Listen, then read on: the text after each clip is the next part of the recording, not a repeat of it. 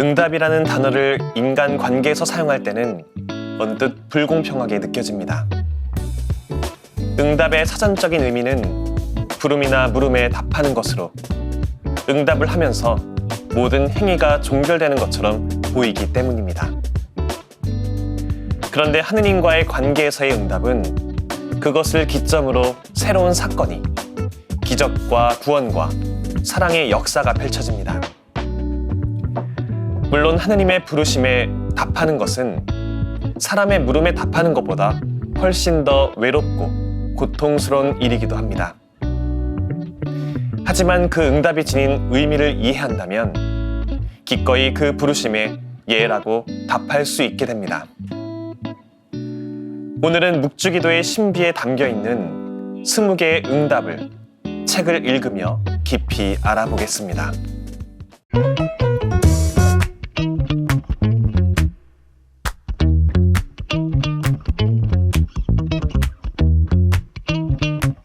이 시간에 함께 읽을 책은 20개의 예스입니다. 묵주기도는 신앙인들이 자주 바치는 기도 중 하나입니다. 저자는 이 책에서 묵주기도의 신비를 20개의 예라는 관점에서 묵상합니다. 이 세상의 구원을 가져오려는 하느님의 계획에 성모님과 예수님 그리고 많은 사람들이 예라고 응답했기 때문에 하느님의 구원 신비가 이루어질 수 있었습니다. 독자들은 이 책을 읽으며 하느님의 구원 계획에 직간접적으로 참여한 모든 사람들이 저마다의 응답으로 이어져 있음을 알게 됩니다. 그리고 묵주기도가 지닌 의미를 다시금 발견하고 하느님의 부르심에 응답할 용기를 얻게 될 것입니다. 이 책을 쓴 데니스 M. 맥닐 신부님은 1975년 미국 오하이오주 클리버랜드 교구에서 사제 서품을 받았고 현재는 본당에서 사목을 하며 신자들과 기쁘게 살아가고 있습니다.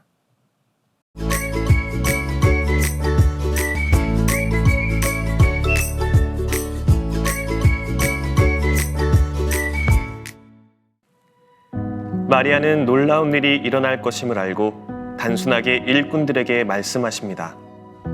무엇이든지 그가 시키는 대로 하여라.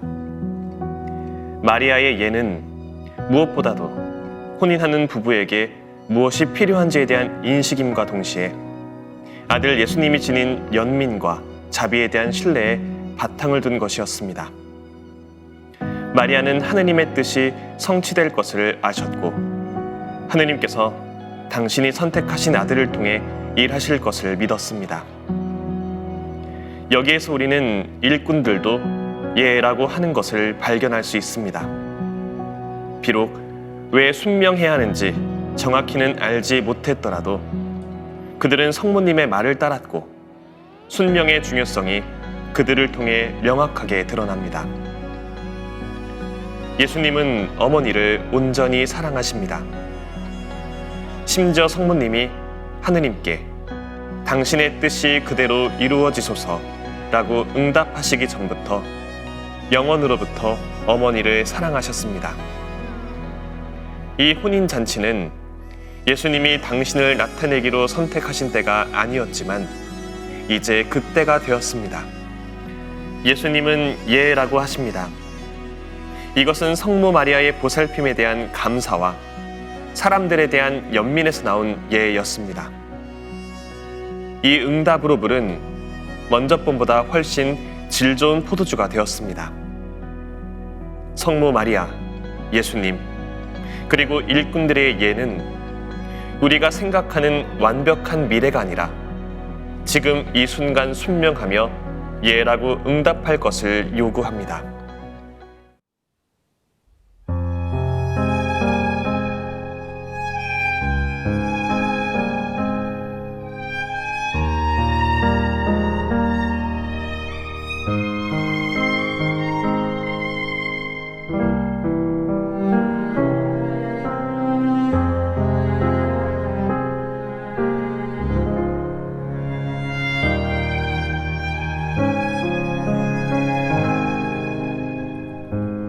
은총이 가득하신 마리아님,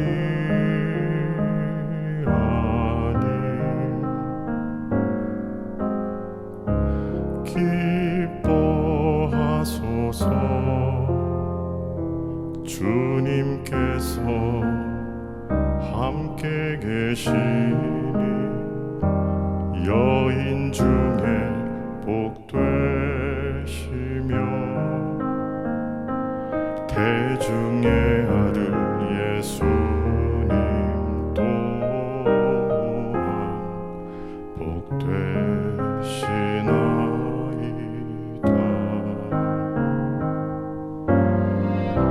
천주의 성모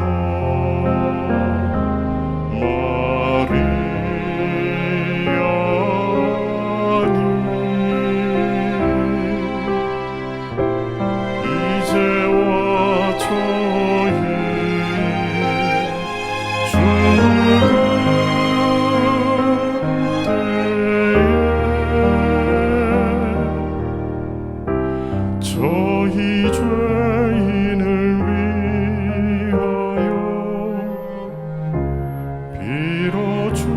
빌어주소서.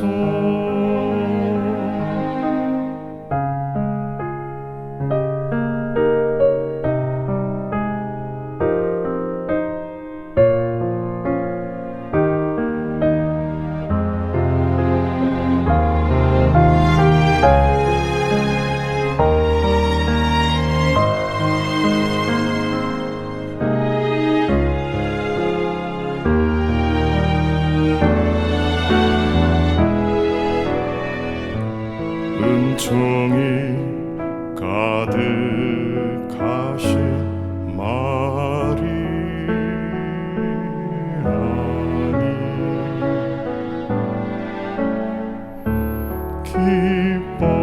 기뻐하소서. 주님께서 함께 계시니 여인 중에 복되시며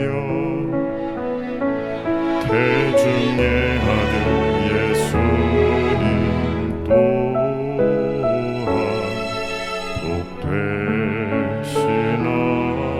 복되시나이다. 천주의 성모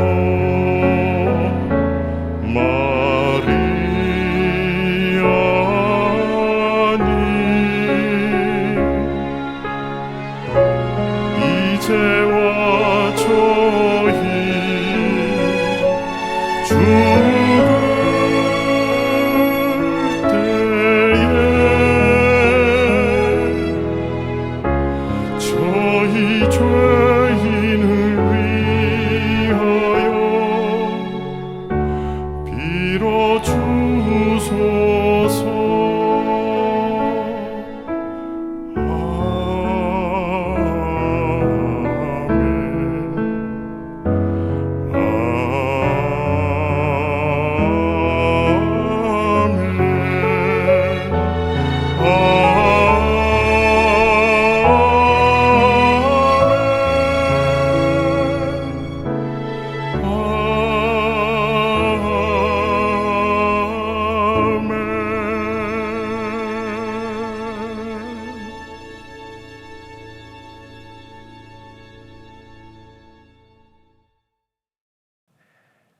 응답은 모든 것이 준비되었을 때 하는 것이 아닙니다. 예수님조차도 아직 때가 되지 않았음에도 응답으로 당신의 사랑을 드러내셨습니다. 그럼 묵주기도 속 또 다른 예수님의 응답에는 어떤 것이 있는지 책의 내용을 조금 더 읽어보겠습니다. 예수님의 고난은 말로 표현할 수 없습니다. 예수님은 극심한 육체적 고통과 함께 정신적으로도 많은 고통을 겪으셨습니다. 예수님을 힘들게 한 것은 가장 가까운 친구들에게 버림받았다는 사실이겠지만 그분을 더 힘들게 한 것은 아버지 하느님께 버림받으셨다는 느낌이었을 겁니다. 이것이 예수님이 십자가 위에서 저의 하느님, 저의 하느님, 어찌하여 저를 버리셨습니까? 하고 외치신 이유입니다. 예수님은 당신이 하느님과 함께 계시고 하느님 아버지도 당신과 함께 계신다는 것을 아셨습니다. 그러나 예수님은 또한 참 인간이셨기에 우리 모두가 갖고 있는 의심을 똑같이 품으셨습니다. 그분은 하느님께서 함께 계신다는 것을 아셨을까요? 물론입니다. 그분은 여전히 외로우셨을까요? 물론입니다. 그러나 예수님은 계속해서 예라고 응답하십니다. 예수님의 예는 우리의 구원과 아버지 하느님의 사랑을 위해 계속되었습니다. 그분이 십자가 위에서 사형 집행자들을 용서하신 것은 그들의 마음을 뒤흔들었습니다. 사형 집행자들은 보통 죄수들로부터 저주와 위협의 말을 들었기에 예수님이 하신 용서의 말은 상상조차 할 수 없던 것이었습니다. 예수님의 솔기 없는 옷을 가졌던 군인이 결국 예수님을 믿게 되었다는 전설도 있습니다. 어쩌면 몇몇 군인은 예수님의 용서를 이해하고 그분의 용서를 따르고 실천하는 사람이 되었을지도 모르겠습니다.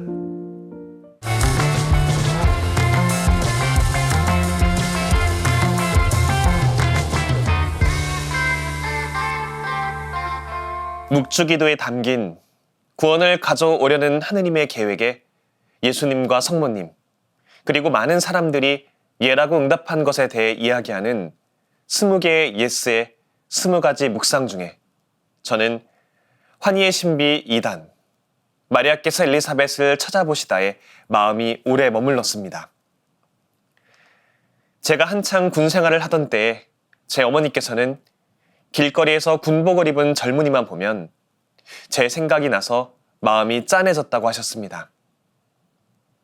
이전에는 눈에 들어오지도 않았던 군복인데 아들인 제가 그 군복을 입게 된 이후부터는 군복을 입은 모든 남정네들이 당신의 아들처럼 보였던 것입니다. 또 제 부모님께서 결혼 후 10년 동안 아이를 갖지 못하셨을 때에는 아이를 낳지 못해 고초를 겪는 드라마 속 며느리들의 모습에 한없이 가슴이 아프셨다고 합니다. 혹여 며느리가 드라마의 내용 때문에 괜한 눈치를 보게 되지 않을까 하는 마음에 조용히 TV 채널을 돌리셨다는 제 친할머니의 모습에는 감사한 마음과 괜한 죄송한 마음이 함께 일었었다고 합니다. 그리고 지금은 아들 사제들을 위해 기도하시는 나이 지긋한 어머니들의 굽은 허리를 바라보며 그 모습이 어머니 당신의 현재이며 미래일 것임을 직감하고 계시는 것 같습니다. 그래서 간혹 군인들과 또 아이를 갖지 못해 기도를 청하는 부부들, 그리고 신부님들의 어머니들을 마주하게 될 때면 이제는 저 역시도 안쓰럽고 마음이 아프며 괜스레 코끝이 시큰해지는 느낌이 들곤 합니다. 이처럼 우리는 살다 보면 나 자신과 비슷한 처지에 있는 사람들을 마주하게 될 때가 있습니다. 설령 그들과 내가 평소 아는 사이가 아니었다 하더라도 그들을 마주하게 되었을 때가 기쁠 때이든 슬플 때이든 즐거울 때이든 괴로울 때이든 나 자신과 같은 처지에 놓여 있다는 것만으로도 서로 친밀감을 느끼게 되고 남들은 알지 못하는 우리들만의 공감대가 형성되며 그렇게 위로와 용기의 마음을 나눌 수 있게 됩니다. 마리아께서 엘리사벳을 찾아보심을 묵상합시다. 우리가 늘 외우고 있는 묵주기도 중 환희의 신비 2단의 주제로 바로 마리아가 엘리사벳을 방문하는 내용입니다. 마리아가 천사 가브리엘로부터 예수님을 잉태하게 되리라는 말씀을 들은 후 보십시오. 저는 주님의 종입니다. 말씀하신 대로 저에게 이루어지기를 바랍니다. 라고 하느님의 뜻을 받아들인 이후입니다. 그동안 아이를 갖고 싶어도 가질 수 없었던 여인과 아이를 가져서는 안 되는 여인이 하느님의 은총으로 아이를 가진 채 만나게 되었습니다. 세상 사람들은 경험해보지 못했고 이해할 수도 없는 두 여인만의 이 공통점이 사촌이라는 혈육 관계를 훨씬 뛰어넘는 그들만의 만남을 가능케 했습니다. 굳이 설명하려 하지 않아도, 굳이 이해시키려 하지 않아도 그들은 서로의 마음을 너무나도 잘 알고 있었고 또 하느님께서 베풀어 주신 넘치는 은총에 그저 감사할 따름이었습니다. 그렇게 서로 감사의 마음을 나누고 그 기쁨을 만끽하고 싶었을 것입니다. 그러기에 이 만남은 두 여인에게 큰 용기가 되어 주었을 것입니다. 그렇게 구원사의 한복판에서 마리아와 엘리사벳, 또 예수님과 세례자 요한 네 사람의 만남이 이루어지게 되었습니다. 이에 대한 기쁨의 표현이 엘리사벳의 입을 통해 먼저 나왔습니다. 당신은 여인들 가운데에서 가장 복되시며 당신 태중의 아기도 복되십니다. 행복하십니다. 주님께서 하신 말씀이 이루어지리라고 믿으신 분. 어느 누구도 따라할 수 없고 이 세상 그 누구도 흉내낼 수 없는 마리아의 임신이었습니다. 또 어느 누구도 따라하고 싶지 않은 모습일 수도 있습니다. 하지만 그 모습을 보고 가장 복된 여인이라고 칭송할 수 있었던 것은 이를 받아들인 마리아의 믿음이 어느 누구도 따라하거나 흉내낼 수 없는 엄청난 일이었기 때문입니다. 그리고 그 믿음을 볼 수 있는 눈을 사촌인 엘리사벳이 가지고 있었기 때문입니다. 바로 두 사람이 같은 처지에 놓였었기에 환희의 신비 2단에 담긴 모든 신비가 가능했습니다. 그러기에 엘리사벳과 그녀의 뱃속의 아기는 마리아와 함께 진심으로 기뻐하고 감사할 수 있었습니다. 매사 주님 앞에 예라고 답해야 하는 우리가 성모님의 믿음을 이해하기 위해서는 성모님과 같은 처지에 있어야 합니다. 또 성모님과 같은 마음으로, 성모님과 같은 생각으로 우리가 속한 세상과 우리네 이웃들을 바라볼 수 있어야 합니다. 이해할 수 없고 감당하기 어려운 현실에 처한 순간에도 주님께서 하신 말씀이 이루어지리라고 믿을 수 있는 그 마음을 가지고 그렇게 이겨낼 수 있는 힘을 키워나갈 수 있도록 성모님께서는 지금도 우리를 독려하고 계십니다. 20개의 예스에 담긴 성모님과 예수님의 동료의 마음을 마주하며 일상 속 신앙인으로 살아가는 우리의 마음의 위로와 용기를 얻을 수 있으면 좋겠습니다. 이제 그들은 두려움 때문에 닫아두었던 문을 활짝 열고 거리로 나섭니다. 큰 소리에 이끌려 군중이 모여들었고 베드로와 그의 형제들은 진리를 선포하기 시작했습니다. 성령으로 가득 찬 그들은 열정에 불타고 있었습니다. 제자들의 말을 들은 사람들은 저마다 자기 지방말로 듣고 있다는 것을 알아차렸습니다. 베드로가 말한 것이 사도들과 제자들에 의해 다양한 언어로 퍼져나가고 있었지만 거기에 혼란은 없었습니다. 바벨탑 때와는 정반대의 일이 일어난 것입니다. 얼마 전까지도 두려움에 떨던 이들의 입을 통해 전해지는 진리에 사람들은 감동을 받았고 예수님이 십자가에 못 박히셨다가 부활하셨다는 진리를 이해하고 믿게 되었습니다. 이날 교회는 참으로 탄생했으며 베드로와 마티아를 포함한 12사도는 죽을 때까지 복음 선포를 멈추지 않을 것입니다. 물론 직면해야 할 박해, 투, 죽음과 같은 장애물들이 있겠지만 그들은 끝까지 복음을 고백하고 선포할 것입니다. 우리는 성령을 보내주신 예수님의 예에 감동받고 불꽃 모양의 혀로 머물러 계신 성령의 예에 감동받습니다. 이미 여러 차례 예라고 응답하신 성모님, 베드로와 야고보와 요한과 다른 사도들, 그리고 우리가 아직은 모르지만 천국에서 그 이름을 알게 될 모든 제자들이 다 함께 예라고 말합니다. 오늘을 살아가는 부르심 받은 우리도 열정과 기쁨으로 예라고 응답해야 합니다.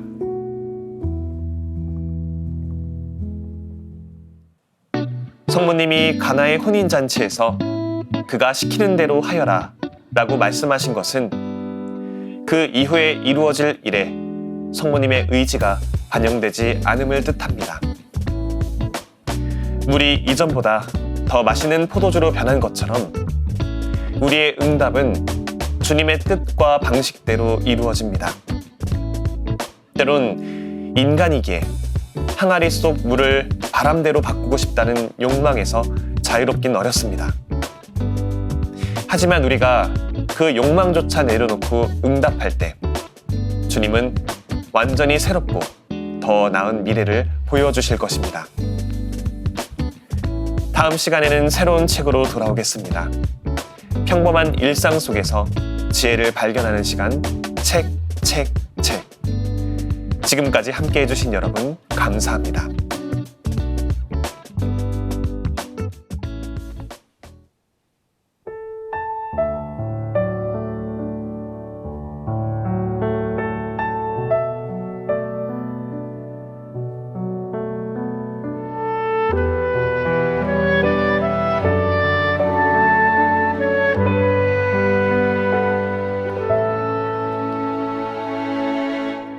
기도하지 않으면 아무 의미 없어요. 내가 하는 모든 것들이 잘 되는 듯 보여도 기도하지 않으면 아무 소용 없어요. 주님 없이 혼자 힘으로 잘할 수 없어요. 언제나 어디서나 무엇을 하더라도 기도하지 않고 주님 찾지 않고 나 혼자 내 힘으로 잘하고 싶어도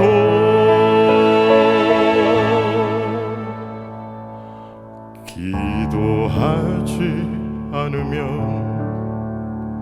아무 소용 없어요.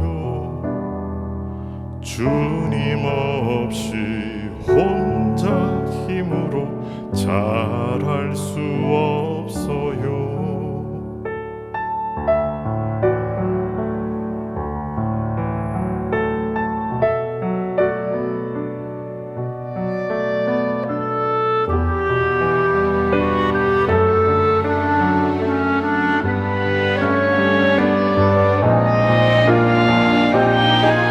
기도하지 않으면 아무 의미 없어요. 내가 하는 모든 것들이 잘 되는 듯 보여도 기도하지 않으면 아무 소용 없어요. 주님 없이 혼자 힘으로 잘할 수 없어요. 언제나 어디서나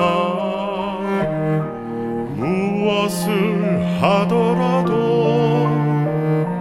기도하지 않고 주님 찾지 않고 나 혼자 내 힘으로 잘하고 싶어도